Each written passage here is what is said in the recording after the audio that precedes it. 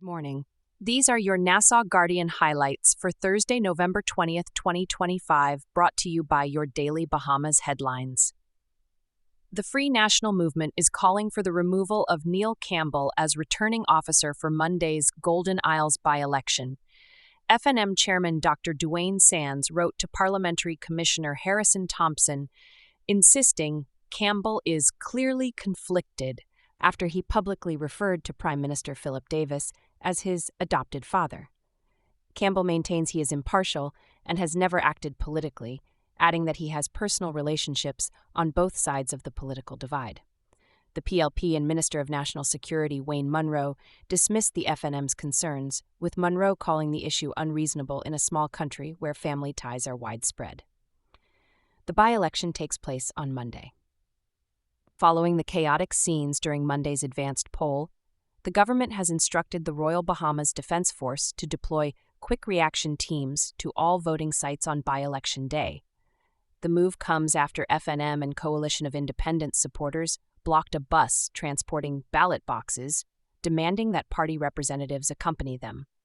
Minister Wayne Munro condemned the actions as reprehensible, emphasizing that elections are managed by presiding and returning officers, not political parties. 249 ballots were cast in the advanced poll. NBA champion and ambassador-at-large Rick Fox says he is giving serious thought to entering frontline politics. Fox revealed that he has met with both the PLP and the FNM as he weighs his options ahead of the 2026 general election. He says young Bahamians are disengaging from politics, and he feels a growing sense of responsibility to help restore hope.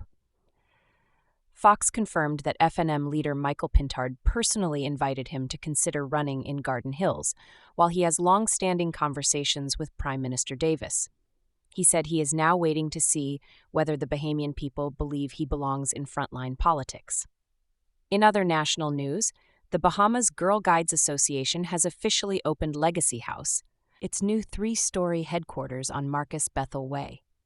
The modern facility features an empowerment center, a leadership training hub, and an 18-bed dormitory for Girl Guides from across the country.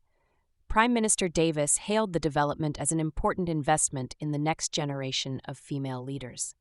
A jury has convicted 29-year-old Dondre Dre DeVoe of murder and attempted murder for a 2022 shooting at a car wash in the Grove. DeVoe was found guilty of killing Emmanuel Manny Brown and attempting to murder Samuel Fish Joseph, who lost an eye in the attack.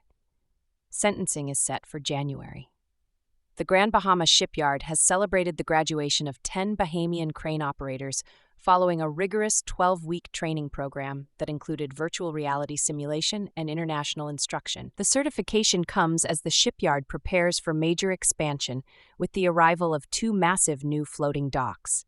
The British High Commission has donated a wide range of musical instruments to Preston H. Albury High School and to the Royal Bahamas Police Force Eleuthera Youth Band. Students performed both national anthems during the handover ceremony. The initiative aims to strengthen music education and support youth programs on the island. Today's editorial takes aim at FNM leader Michael Pintard, calling on him to be more responsible after he made an unverified claim about a bag of passports allegedly discovered on a Bahamasair flight. The editorial notes that every agency with oversight of air travel and passport control has denied any such incident, warning that unsubstantiated allegations undermine public trust, especially during an election period.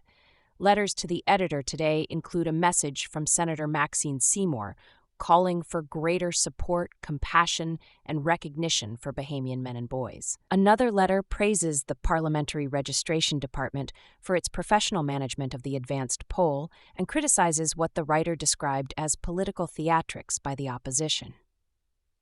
In business news, Bahamar President Graham Davis says the resort expects near-full occupancy for Thanksgiving, Christmas, and New Year's, with strong group business already booked for early 2026. And BTC has honored 46 employees during its Q3 Top Performer Awards after completing major upgrades in Bimini and Grand Bahama and launching its new BTC Brings the Vibes campaign. In world news, A man in Chicago has been charged with federal terrorism after allegedly dousing a woman in gasoline aboard a Blue Line train and setting her on fire. She remains in critical condition. The United Kingdom has issued a warning to Russia after detecting a Russian spy ship near Scottish waters and accusing it of directing lasers at British surveillance pilots.